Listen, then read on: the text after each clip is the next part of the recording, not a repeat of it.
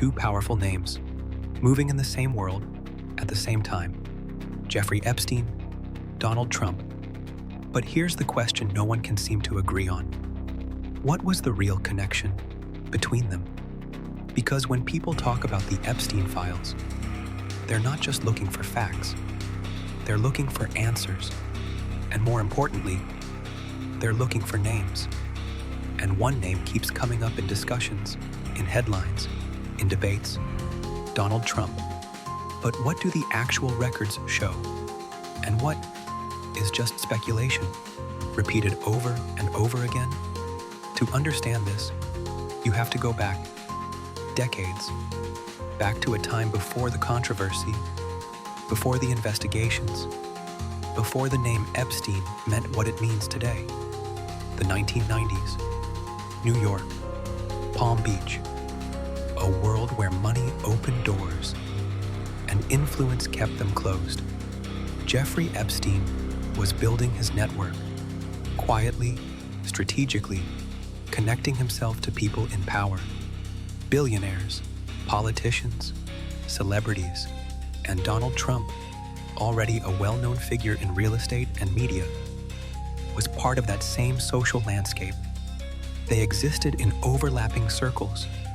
They attended some of the same events, moved through the same elite spaces, were seen in the same rooms. There are photographs that show it, public images taken long before any scandal. At that time, there was nothing unusual about it. In fact, in a 2002 interview, Trump spoke about Epstein in a casual tone, describing him as someone he had known for years. No warning signs, no controversy attached, just another name in a world filled with powerful connections. But history has a way of changing context, because years later, everything would look different. As Epstein's legal issues became public, as investigations unfolded, as accusations surfaced, the narrative began to shift, and so did the distance. Trump would later state that he was not a fan of Epstein, and according to multiple reports, Epstein was no longer welcome at his properties. A relationship that once appeared social seemed to come to an end. But here's where things become more complicated, because in stories like this, ending a relationship doesn't erase the past. And the past is exactly what people keep going back to. Looking for answers, looking for meaning, looking for something that explains how these worlds were connected in the first place. Now let's talk about the documents. Because in the Epstein case, documents are everything. Flight logs, contact lists, testimonies, court records, thousands of pages, each one adding another layer to the story.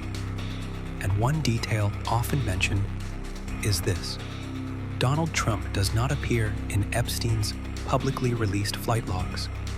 That alone separates his name from some of the others that are frequently discussed.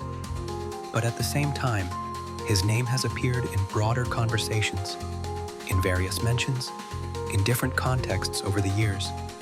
And this is where confusion begins, because being mentioned is not the same as being involved. But in the world of viral information, those lines can blur very quickly. A name appears once, and suddenly it becomes a narrative. A photo exists, and suddenly it becomes a story. But stories are not always the same as facts, and facts are not always complete. That's what makes this case so difficult to understand, because it's not just about who knew who, it's about what those connections actually meant. Were they meaningful, or were they simply part of the same social environment? Was there depth, or just proximity? And more importantly, what can actually be proven, and what remains uncertain? In complex networks like this, people cross paths. They attend the same events. They share the same spaces. But proximity does not automatically equal involvement. Still, the questions remain. Because when powerful names appear in the same story, people don't just want clarity, They want conclusions, but not every story offers one. And the Epstein case is full of unfinished answers. Some connections are clearly documented, some have been publicly addressed, and some remain disputed. But many exist in a gray area, where information is incomplete and interpretation fills the gaps. And that gray area is where most of the debate lives.